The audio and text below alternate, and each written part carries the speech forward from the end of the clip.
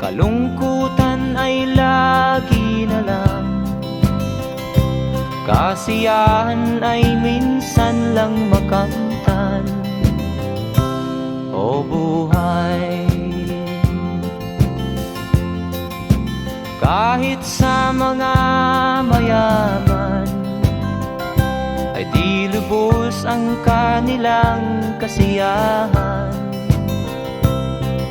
Sa buhay ng mahirap ay gayon din, lalo pat kay dami mong mga utang.